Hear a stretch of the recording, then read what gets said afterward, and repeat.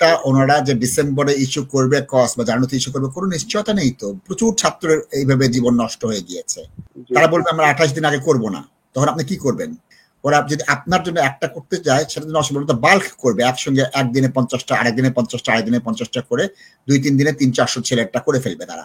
আপনার জন্য এটা ওই প্রথাটা ভাঙবে না তারা। এটা 100% নির্ভর করে বিশ্ববিদ্যালয়ের উপরে। দর্শক আসসালামু আলাইকুম।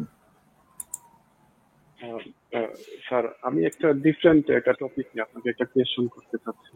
বলেন প্লিজ। স্যার, আমি বর্তমানে গ্রাজুয়েট রুট ভিসায় আছি, আর আমার ভিসা এক্সপায়ার হবে জানুয়ারির 22 তারিখ 2026-এ। আমি একটা ইউনিভার্সিটি থেকে জানুয়ারিতে আনকন্ডিশনাল রিসার্চ প্রোগ্রামের অফার লেটার পাইছি, বাট আমি চাচ্ছিলাম অফার লেটারটা নেক্সট সেমিস্টারে নিতে। এখন ওদের নেক্সট সেমিস্টারটা আছে মার্চ ইনটেকে। আমার ভিসা এক্সপায়ার হবে জানুয়ারির 22 তারিখে এবং মার্চ, এই গ্যাপটা যে মোর দেন 28 ডেজ, এটা কি কোনো লিগ্যাল ইস্যু তৈরি করবে? আপনার যেটা হচ্ছে, তারা যদি আপনার জন্য কাস্ট লেটারটা আপনার ভিসা শেষ হওয়ার আগে ইস্যু করে, আপনি 90 দিন আগে অ্যাপ্লাই করতে পারবেন, তখন আপনি অ্যাপ্লাই করে দিলে তার কোনো সমস্যা নেই।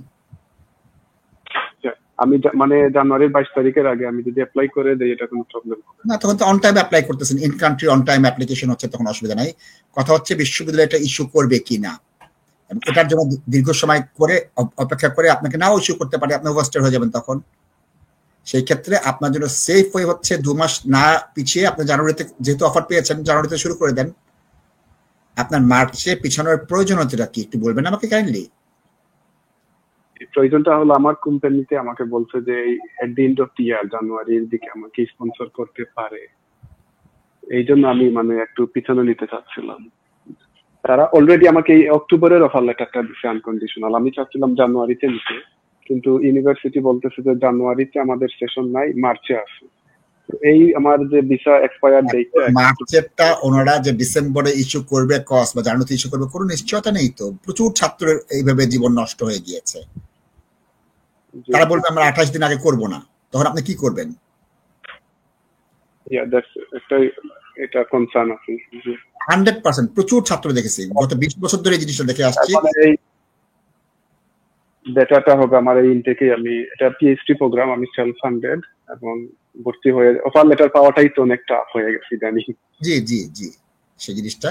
এবং যেটা হয় অ্যাডমিনিস্ট্রেটিভ প্রসেস যে 1000 বললেও পড়া শুরু না, ওরা 2 মাস আগে কস ইস্যু করে না। কারণ কি, ওরা যদি আপনার জন্য একটা করতে যায় সেটা জন্য অসম্ভব বাল্ক করবে, একসঙ্গে একদিনে 50টা, আরেক দিনে 50টা, আরেক দিনে 50টা করে 2-3 দিনে 300-400 ছেলেটা করে ফেলবে তারা।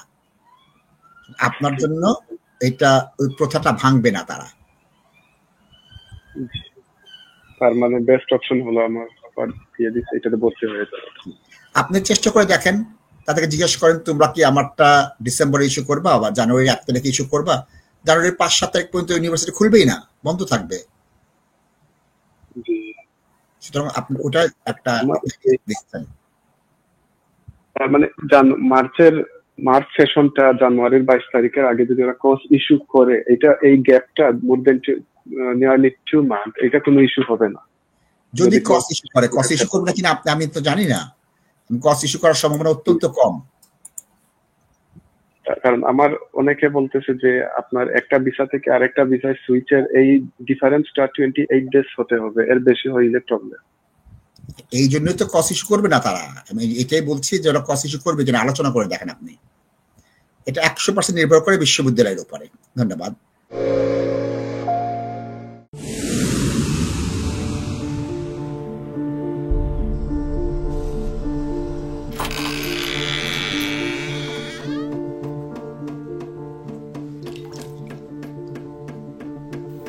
ইংল্যান্ডে আমরা চাইলেও অনেক কিছু করতে পারি না, অনেক ঝামেলা।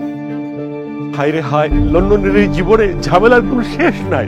আমি লাল, আমার ইমিগ্রেশন, ঘর, ব্যবসা সবকিছুর ঝামেলার সমাধানে সবসময় পাশে আছে Taj solicitor. Taj solicitors, believe in service.